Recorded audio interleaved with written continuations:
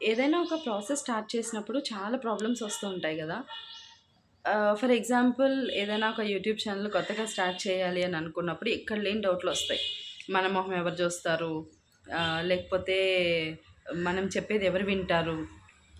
Monetisation అవ్వడానికి 4000 hours watch hours రావాలి. ఇవంతా ఎక్కడవుతది? చాలామంది కంటెంట్ క్రియేట్ చేసేవాళ్ళున్నారు. ఇన్‌ఫ్లుయెన్సర్స్ ఆల్రెడీ ఉన్నారు. మనమెళ్లి ఏం జేస్తాం ఇప్పుడు? ఇది వర్కౌట్ అవుతదా? అవ్వదా? అవ్వకపోతే ఏంటి? అని చాలా అట్లా నాట్ ఓన్లీ యూట్యూబ్ ఏదైనా సరే. నేను సీఏ స్టార్ట్ చేశాను. నాకు ఫస్ట్ డౌట్‌లు లేవు గానీ మధ్యలో చాలా డౌట్‌లొచ్చాయి. ఇప్పుడు సీఏ ఫైనల్ నేను.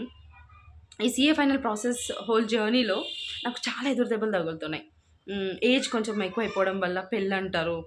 సీఏ ఫైనల్ వదలలేను, పెళ్లి చేసుకోలేను. అట్లా ఏవైనా సరే ఎక్కువ చాలా ప్రాబ్లమ్ ఫేస్ చేస్తున్నాను. ఈవెన్ సమ్ టైమ్స్ కూర్చొని ఒక 10 అవర్స్, 11 అవర్స్ కూర్చొని చదవడానికి గూడా చాలా ఇబ్బందయిపోతోంది. But still I'm not quitting what I'm doing right now. కానీ ప్రాబ్లమ్ ఏంటంటే మనం ఇప్పుడు నేను ఫర్ ఎగ్జాంపుల్ చదవాలనుకుంటున్నాను. ఆ చదివే ప్రాసెస్‌లో నేననుకున్నట్టుగా టార్గెట్ అవ్వలేదనుకోండి ఆ రోజు. నాకెక్కడ లేని బాధొచ్చేస్తది. నేను ఇంగేం జేయలేను అని. కానీ నాకు మాత్రం ఒకటి బాగా అర్థమైంది. ఇది నా పర్సనల్ ఎక్స్‌పీరియన్స్ ఎవరిదో కాదు. నాకర్థమైంది.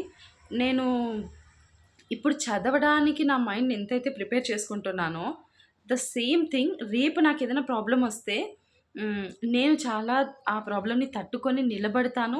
ఆ ఫేజ్‌ని ఖచ్చితంగా క్రాస్ చేస్తాను అనే మెంటాలిటీ నాకు ఇక్కడ ఇప్పుడు బిల్ట్ అవుతుంది. ఈ పని వల్ల. నేను చేసే ఈ స్ట్రగుల్ వల్ల. ఇప్పుడు నేను పడుతున్న ఈ స్ట్రగుల్ వల్ల.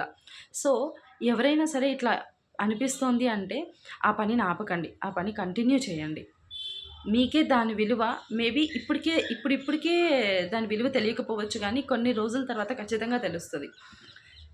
కాబట్టి పనిని మాత్రం ఆపకండి. భగవద్గీతలో ఒక శ్లోకం ఉంటది గదా! కర్మణ్యేవాధికారస్తే మా ఫలేషు కదాచన అని. ఈ ఈ 2 లైన్స్ లైఫ్ మొత్తానికి మనం పెట్టుకోవచ్చు.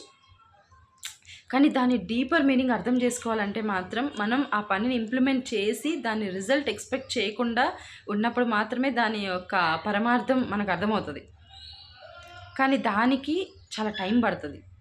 అది చిన్న 2 లైన్సే కదా! ఏముంది అనుకుంటారు. కానీ చాలా డెప్త్ ఉంది దాంట్లో.